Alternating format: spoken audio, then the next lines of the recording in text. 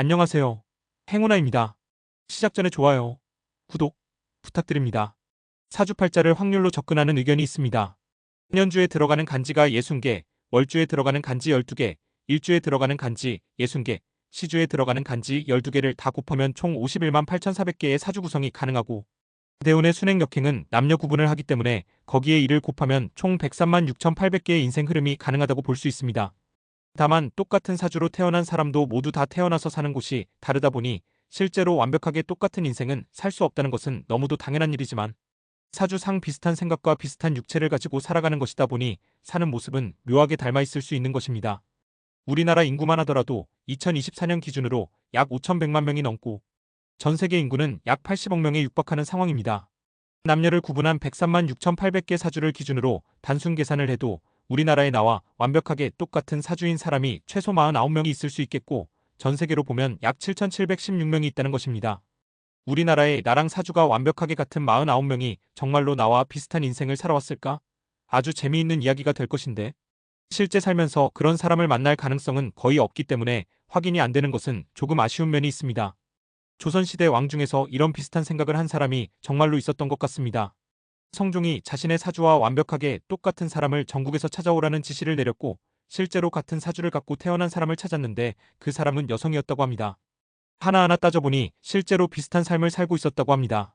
사실인지 여부는 저도 잘 모르겠으나, 위에 이야기한 타고난 사주의 생각과 육체를 가지고 타고난 운을 살아갈 경우 어떻게 살게 될 것인가를 한번 생각해 볼 만한 이야기라서 해봤습니다. 제가 태어난 계절과 시간을 중요하게 이야기 드린 이유도 이와 유사합니다. 예를 들어 여름이 되면 사람들은 누가 그렇게 하라고 하지 않았지만 다들 얇은 옷을 입고 시원한 음식과 장소를 찾습니다. 물론 뙤약볕에서 힘들게 일하시는 분들이 분명 있지만 그분들이 그걸 좋아서 하시지 않는다는 것 정도는 쉽게 알 수 있습니다. 그리고 겨울이 되면 사람들은 서로 약속이나 한 것처럼 두꺼운 옷을 입고 따뜻한 음식과 장소를 찾습니다. 물론 냉동실 같은 추운 곳에서 일하시는 분들이 분명 있지만 그분들이 그걸 좋아서 하시지 않는다는 것 정도는 쉽게 알 수 있죠. 운이 무서운 게 바로 그것입니다. 내가 그 운에 순응하지 않을 경우 결국은 여름에 뙤약볕에서 힘들게 일을 하는 상황이나 겨울에 냉동실에서 일을 하는 것과 같은 상황이기 때문입니다. 잘못하면 생명의 위험이 될 수도 있으니 말입니다. 인간도 동물의 일종인지라 스스로 직감적으로 알고 행동한다는 것입니다. 여기서 일간이 다르다는 것은 그 환경을 받아들이는 생각의 차이 정도라고 이해해야 하는 것입니다. 물론 자신의 의지에 따라 똑같은 상황이라도 지옥이 되기도 하고 견딜만 하기도 하니 작은 차이는 아닐 수 있습니다. 그러나 계절의 상황이 유지되는 것은 내 생각과는 큰 상관이 없다는 것입니다. 결국 운이 오면, 특히 대운이 10년에서 30년 지속되면 아무리 발버둥 치려 해도 일간인 내가 할 수 있는 것은 아주 작은 부분일 뿐이라는 것입니다.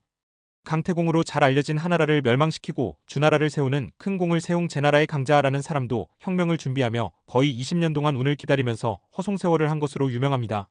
스스로 할 수 있다고 생각하더라도 아직 때가 아니라면 그 생각이 복이 되기보다는 화가 될 수 있다는 이야기가 되는 것입니다.